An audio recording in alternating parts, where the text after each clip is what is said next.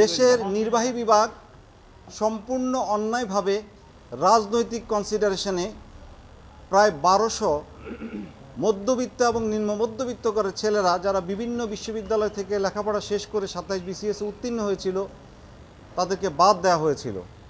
নির্বাহী বিভাগের এই বেআইনি সিদ্ধান্ত বাংলাদেশের সুপ্রিম কোর্ট বৈধতা দিয়েছিল। আজ সে রায়ের মাধ্যমে সে বৈধতাকে অবৈধ করে সে আগের বৈধতাকে অবৈধ ঘোষণা করে আপিল বিভাগের রায় পুনর্বিবেচনা করে হাইকোর্টের রায় বহাল করা হয়েছে এবং আপিল বিভাগের আগের রায় বাতিল করা হয়েছে। আলহামদুলিল্লাহ। আমরা এই যে 18 বছর ধরে এই আইনি লড়াইটা চালাচ্ছিলাম, এটা পৃথিবীতে একটা নজিরবিহীন ঘটনা যে এত বড় একটা অসংখ্য বিচারপ্রার্থী মানুষ 1200 জন প্রায় সুদীর্ঘ 18 বছর ধরে এই লড়াইটি চালিয়ে গেছে। আজকে বিচার বিভাগের গতকাল আমরা আপনাদের সামনে বলেছি বিচার বিভাগের যে ক্ষতিটা হয়েছিল, বিচার বিভাগের যে দায়টা রয়েছে সেই দায় থেকে কিছুটা হলেও দায় মুক্তি হবে আজকের এই রায়ের মধ্য দিয়ে। এই রায়ের ফলে ইনশাআল্লাহ প্রায় 1200 জন যারা চাকরিতে যোগদান করতে চাইবে তারা তাদের 27তম ব্যাচে ইতিমধ্যে যারা নিয়োগপ্রাপ্ত হয়েছেন তাদের সঙ্গে নোশনাল সিনিয়রিটি পাবেন, অর্থাৎ ধারণাগত জ্যেষ্ঠতা সহ তারা চাকরিতে নিয়োগ পাবেন ইনশাআল্লাহ। এবং সেই সঙ্গে মহামান্য হাইকোর্টের 3টি ডাইরেকশন সহ যে জাজমেন্ট দেওয়া হয়েছিল সেই রায়টিও বহাল করা হয়েছে, যেখানে 3টি ডিরেকশনে বলা হয়েছিল যে এদেরকে যাদের বাদ দেওয়া হয়েছে দ্বিতীয় ভাইভা বসির মাধ্যমে তাদেরকে চাকরিতে নিতে হবে 90 দিনের মধ্যে। বলা হয়েছিল যে তাদের জ্যেষ্ঠতা ইন অ্যাকর্ডেন্স উইথ ল হবে।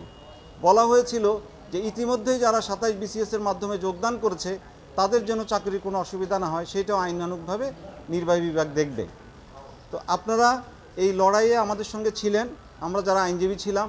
এই 18 বছর ধরে একটা অসম্ভব কঠিন লড়াই ছিল, অ্যাগেনস্ট অল অডস, একটা আনফ্রেন্ডলি এনভায়রনমেন্টের মধ্যে আমরা এই মামলাগুলো তখন করেছিলাম।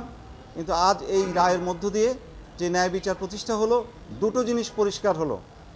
সেটা হলো যেটা আপনাদের আগেই বলেছি যে বিচার বিভাগের মর্যাদাটা সমুন্নত হলো।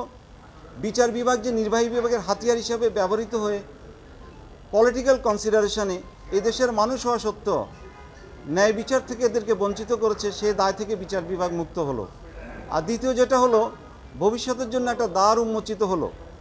সেই দ্বারটা হলো এই যে আস্থাহীনতা তৈরি হয়েছিল বিচার বিভাগের এবং মানুষের যে বিচার না চাওয়ার যে অনীহা তৈরি হয়েছিল, আজকে এই রায়ের মধ্যে দিয়ে বাংলাদেশের সকল মানুষকে এই মেসেজটা দেওয়া যায় যে ন্যায় বিচার করা শুরু হয়েছে। আপনারা দেখেছেন 5ই আগস্টের পর থেকে, এবং ইনশাআল্লাহ এই ন্যায় বিচার যদি অব্যাহত থাকে এদেশের সকল ডেসিমেটেড ইনস্টিটিউশনসগুলো সবই আবার ঠিক হবে ইনশাআল্লাহ। মানুষের অধিকার প্রতিষ্ঠা হবে, আইনের শাসন প্রতিষ্ঠা হবে। এটা হাইকোর্টের রায়ে 90 দিনের মধ্যে নিয়োগ দিতে বলা হয়েছে, সুতরাং সেই 90 দিনটা বহাল করা হয়েছে। আরেকটা জিনিস বলি, এই রায়ে সুপ্রিম কোর্টের আপিল বিভাগ এরকম একটা জনগুরুত্বপূর্ণ মামলায় কোনো রকম লিভ গ্রান্ট না করে মামলাতে হাইকোর্টের রায়টা সেটাসাইড করে দিয়েছিল। আগে যে আপিলটা আমরা আগে করেছিলাম সেই civil petition for leave to অ্যাপিলে লিভ গ্রান্ট না করে এটা সেটাসাইড করে দেওয়া হয়েছিল। ওই জাজমেন্টে মহামান্য হাইকোর্টের যেই অথর জাজ ছিলেন বিচারপতি, আমি তার নাম বলছি না, সম্মানিত বিচারপতি, তার সম্পর্কে তৎকালীন প্রধান বিচারপতি বহুল আলোচিত, উনি অনেক অ্যাডভার্স রিমার্ক করেছিলেন এবং স্ট্রিকচার দিয়েছিলেন।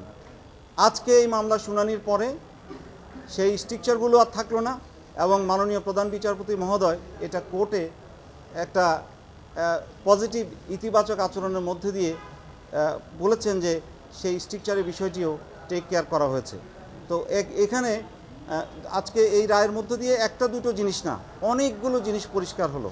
এক, সৎভাবে সাহসের সঙ্গে যে সমস্ত বিচারপতিরা প্রতিকূল পরিবেশে রায় দিয়েছেন তাদেরকে সাময়িকভাবে বিপর্যস্ত অসম্মানিত হতে হলে আলটিমেটলি সত্যের বিজয় হয়েছে এবং তাদের ডিগনিটিটা ফেরত এসছে।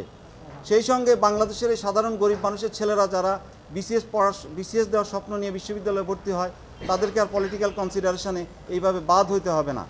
তৃতীয় হলো ন্যায় বিচার যা হারিয়ে যাচ্ছিল তা আবার পুনঃ প্রতিষ্ঠিত হলো ইনশাআল্লাহ।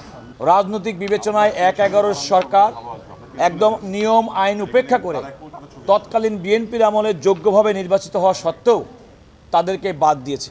এই দীর্ঘ আইনি প্রক্রিয়ায় যারা দীর্ঘদিন পর্যন্ত এই লড়াই সংগ্রাম করেছেন, যে সমস্ত শিক্ষার্থীরা, তাদের যে সমস্ত স্বপ্ন কখনো ভেঙেছে কখনো গড়েছে, আমি মনে করি দীর্ঘদিন পর্যন্ত তারা আদালতের বারান্দায় বারান্দায় যেভাবে ন্যায় বিচার প্রত্যাশা করেছে, আজকে রায়ের মাধ্যমে সেই ন্যায় বিচারটি প্রতিষ্ঠিত হলো।